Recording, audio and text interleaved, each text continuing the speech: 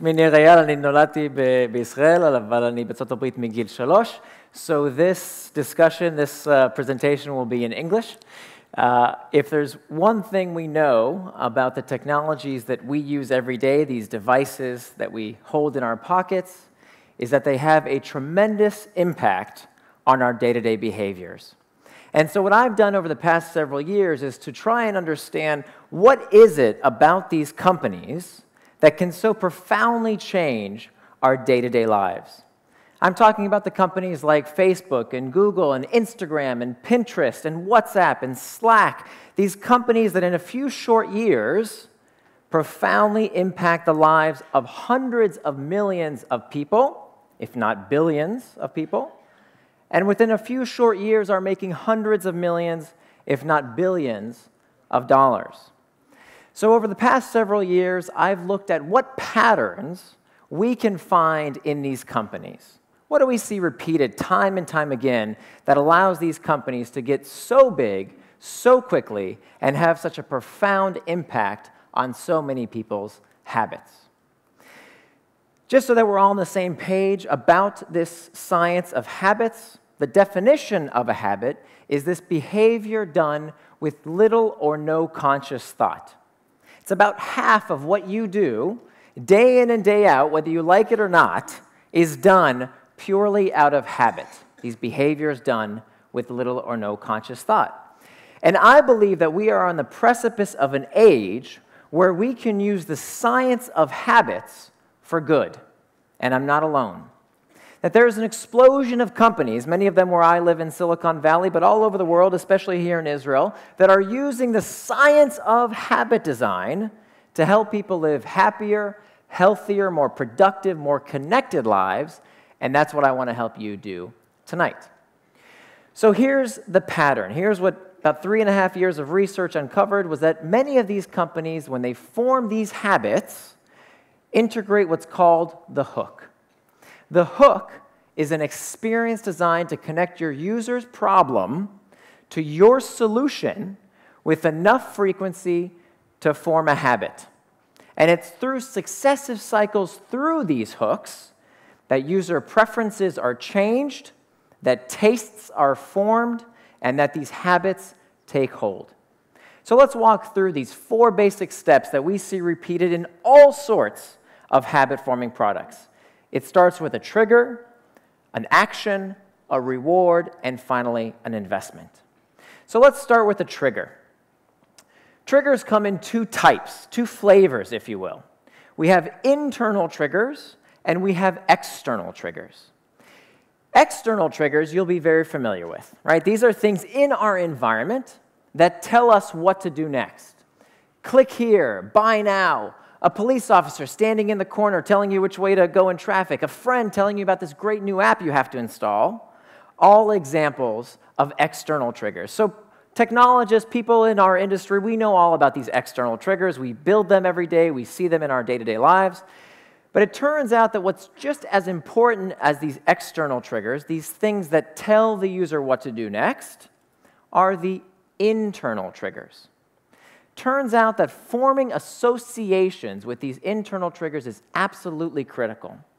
These internal triggers are things that tell the user what to do next, but the information for what to do is not in the trigger itself, but instead informed through an association in the user's mind. So what we do in response to being in a certain place, a certain situation, a certain routine, around certain people, and most frequently when we experience a particular emotion, dictates what we do next, dictates the technology we turn to. And it turns out that the most frequent internal triggers is not just any emotion, but a particular type of emotion. I'm referring to negative emotions. So what we do when we're feeling bored, or lonesome, or tense, or lost, or fearful, or indecisive, what we do when we experience these negative emotions, these painful negative emotions, dictates the technologies we turn to next, out of habit, with little or no conscious thought. Some of the research that shows this is the case comes to us from a study that found that people suffering from depression check email more. Now think about that for a minute. Why would people suffering from depression check email more? Well, it turns out that people suffering from clinical depression experience what psychologists call negative valence states. They feel down more frequently than the rest of the population. And so what are they doing to boost their mood, to be taken out of that negative valence state? They're checking their devices. And of course, we all do this to some degree, don't we? What do we do when we're feeling lonely? What website do people turn to? Where do we go? Facebook, of course. And what do we do when we're feeling unsure about pretty much anything? Before we scan our brains, what do? We Google it, of course. And what about when we're feeling bored? You know, between 2 and 4 o'clock in the afternoon, you've got that big project you don't want to work on. Where do we go? YouTube. And we check the sports scores. We check the stock market. We check news.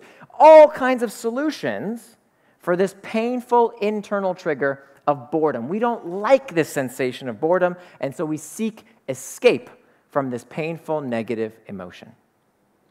So what do we do with this? How do we build better products? How do we help people live better lives by building these healthy habits? Well, it starts out, if your product requires a habit, if you want people to engage with your product with little or no conscious thought throughout their day, you have to be able to articulate your user's internal trigger. Far too many technology companies build just for the technical requirements and not for the psychological requirements. So that's a very brief introduction to the triggers. There's a lot more to be said about that, but I have only a few minutes' time, so I'm going to go on to the next part of the hook model, which is the action phase. The action phase is defined as the simplest behavior done in anticipation of a reward. The simplest behavior done in anticipation of a reward. Let me show you some examples of a few habit-forming products, and I want you to see how simple these actions are. Something as simple as scrolling on Pinterest or House, scrolling, or searching on Google, or pushing the play button on YouTube.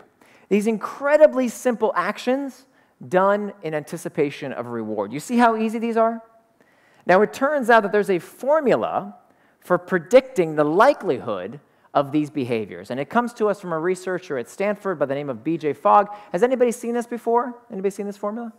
It's a very powerful formula for predicting any human behavior. Because Fogg tells us that for any human behavior B, 3 things are required. Sufficient motivation, that's the M. Ability is how easy or difficult something is to do. And finally, triggers. That's what we just talked about. So let's talk about the other 3 factors. And think about how powerful this formula is for a minute. This formula predicts all human behaviors. Online, offline, doesn't matter. Every behavior requires motivation, ability, and a trigger. So let me tell you more. Motivation, according to Edward Deci, pictured here, the father of self-determination theory, is the energy for action, how much the user wants to do the particular behavior. And Fogg tells us that there's these 6 key motivators that make a user more likely to do a behavior by giving them more energy for action. Because all of us as human beings, we seek pleasure and avoid pain, we seek hope and avoid fear, we seek social acceptance, and we avoid social rejection. So every commercial you've ever seen, every bit of ad copy you've ever read, fundamentally uses one or more of these key human motivators. So that's the M in B equals MAT. Let's talk about the A, stands for ability. Ability is how easy or difficult something is to do, and of course, the easier something is to do, the more likely that behavior is to occur.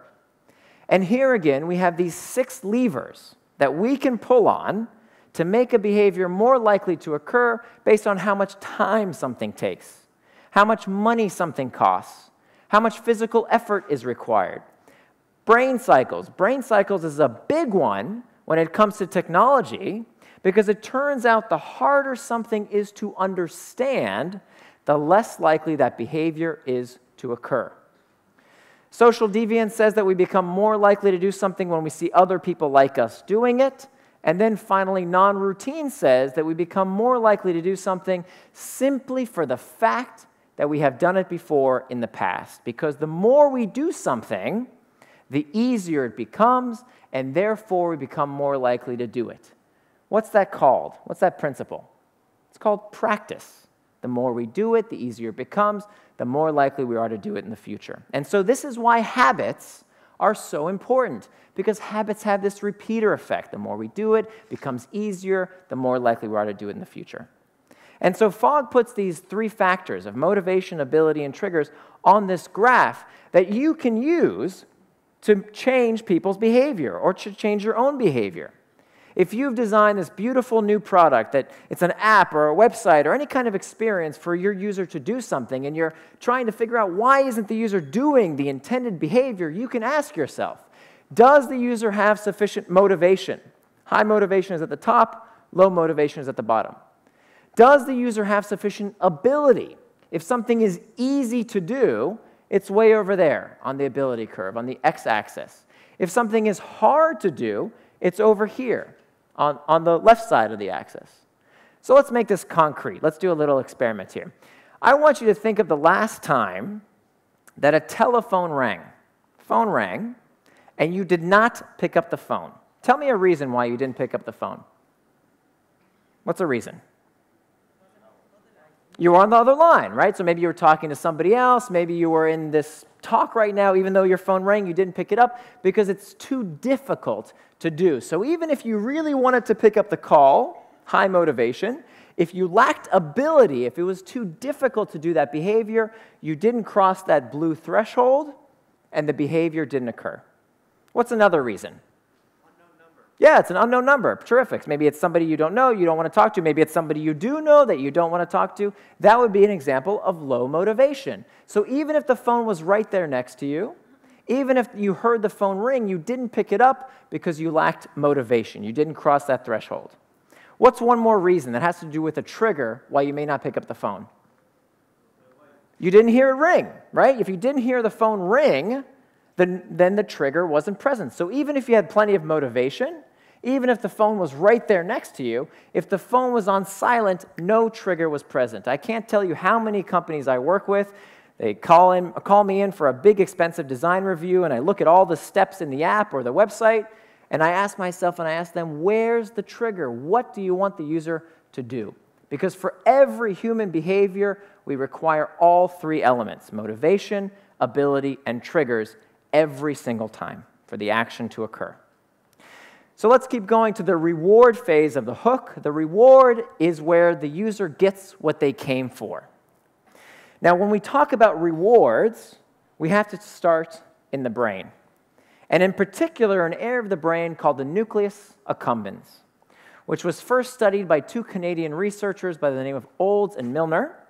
And what they discovered was when they implanted these tiny electrodes inside the brains of their lab animals, and they allowed these lab animals to self-stimulate. They gave them a little lever to press on that they could send an electrical current to this part of the brain. They wanted nothing else. They would forgo food, they would forgo water, they would run across painful electrified grids just to continue to stimulate this very special part of the brain. In later experiments done on people, Olds and Milner observed similar results. That when people were given this little button to press on to stimulate this part of the brain, they would do this hundreds of times. Some people had to have the machines forcibly removed to get them to stop pressing these buttons. Now, Olds and Milner believed that the point of the nucleus accumbens was to stimulate pleasure. But it turns out that your nucleus accumbens is stimulated every single day. That in fact you don't need electrodes to activate your nucleus accumbens. Things like luxury items and sex, certain chemicals, junk food, all of these things activate your nucleus accumbens every day. And of course, right there in the center are technologies. So Olds and Milner and much of the psychology community believed that the nucleus accumbens activated pleasure. Why else would lab animals and later people incessantly activate this part of the brain if it wasn't because it felt good, right? Not exactly. it turns out that what we now know is that the nucleus accumbens does not become active to activate pleasure, but instead activates what we call the stress of desire. Wanting, craving, this itch that we have to check our devices, that's the role of the nucleus accumbens, because what we now know is that the nucleus accumbens becomes most active in anticipation of a reward. But when we actually get the thing we want, the thing that's finally going to make us happy, the thing that's going to make us feel good, that's when the nucleus accumbens becomes less active. So it turns out that the way we are motivated, the way the brain gets us to act, is by activating this stress of desire.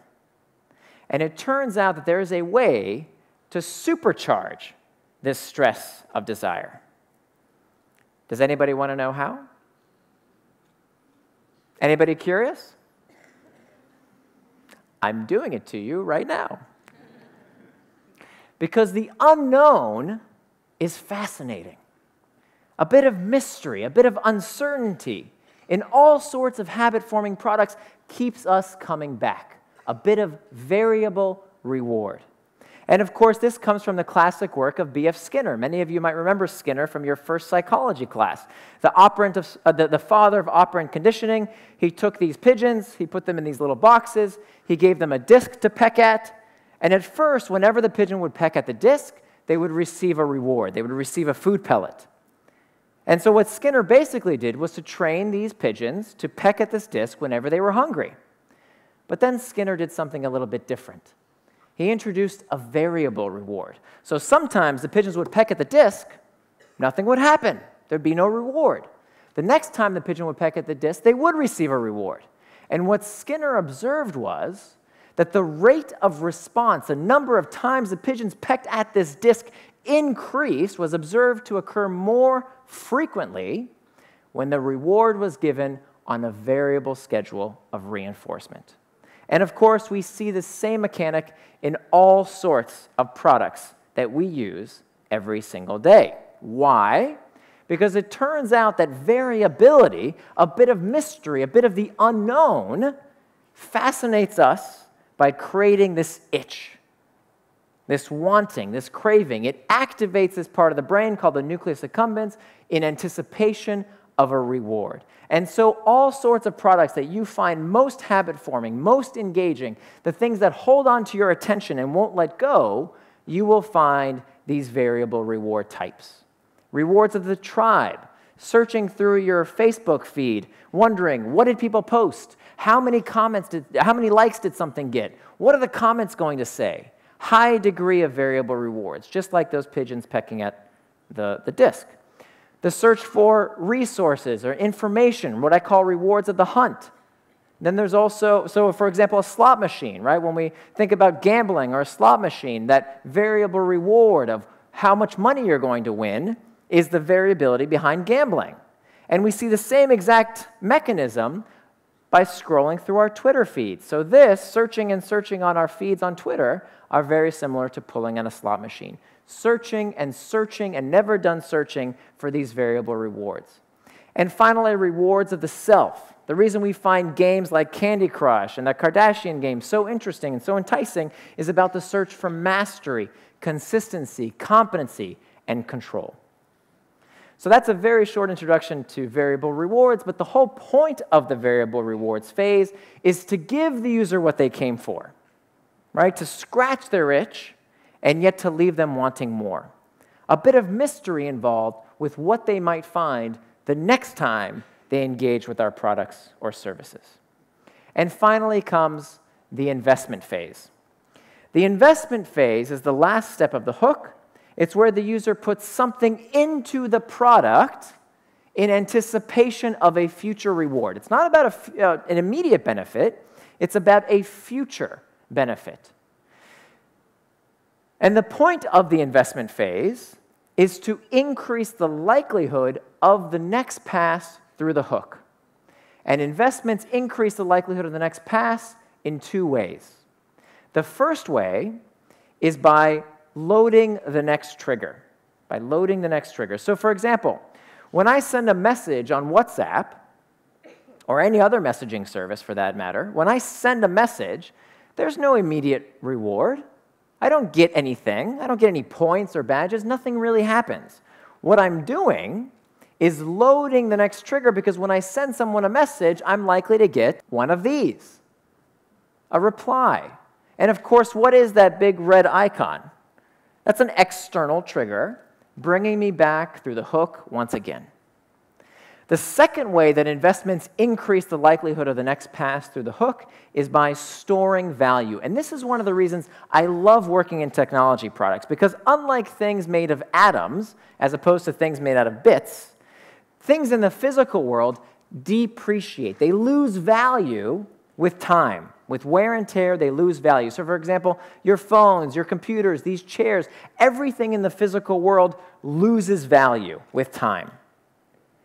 However, habit-forming products should do the opposite.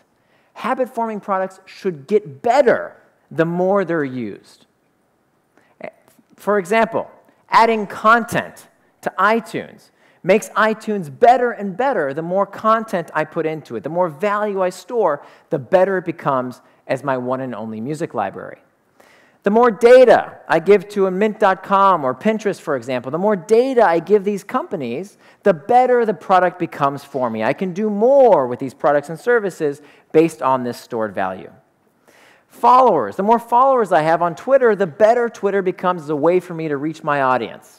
Right? And so if Twitter were to send out an email tomorrow and said, look, we're shutting down Twitter unless you pay, it's no longer free, who's more likely to pay? Someone with 10 followers or 10,000 followers? Of course, it's going to be the person with 10,000 followers. Why? Because they've stored all this value in the form of followers. And then finally, reputation. Reputation is a form of stored value that users can literally take to the bank. Because on sites like eBay and TaskRabbit and Airbnb, my reputation score dictates what I can charge for my goods and services. And how likely am I to leave one of these platforms after I've invested all this stored value? Kind of hard to do. It's kind of hard to leave. So that's it. The basic pattern that we see repeated time and time again in all sorts of habit-forming products, these hooks, that through successive passes through these hooks, this is how customer preferences are changed, how tastes are formed, and how these habits take hold. So that was a lot. I teach this information in the context of a course at the Graduate School of Business at Stanford, and this book is 250 pages long, and you pretty much digested the summary in about 20 minutes. So congratulations to you. That was a lot of information. Good for you. If that was fast, it was supposed to be. I was trying to cram a lot into a little bit of time. There's a lot more information in the book and on my website as well, nirandfar.com. But this is the most important slide of the presentation, that if you're working on a product that you need to create a habit, if your product requires a habit for the business model to succeed, you have to be able to answer, number one, what's the internal trigger? What's the itch that you're addressing? Number two, what's the external trigger that brings the user to take the key action? Number three, what's the simplest behavior done in anticipation of a reward? Number four, is the reward fulfilling and yet leaves the user wanting more? And then finally, number five, the investment. What's the bit of work done to increase the likelihood of the next pass through the hook? Now, there's one more thing I want to discuss, and that is the morality of manipulation. Is that if some of you during this presentation were thinking to yourself, you know, is this okay? Is this kosher? Is this all right to do to people, to change their behaviors based on their hidden psychology? Is that all right? If you had that response, bravo. I think that is the appropriate response to this information. Because I hope that what you will do with this information is to use it for good, is to help people live happier, healthier, more productive lives by engaging them in something meaningful, by using the psychology of habits to help people live better lives. And so what I encourage you to do with this information is to find ways, to paraphrase the words of Gandhi, to build the change that you wish to see in the world. Thank you very much.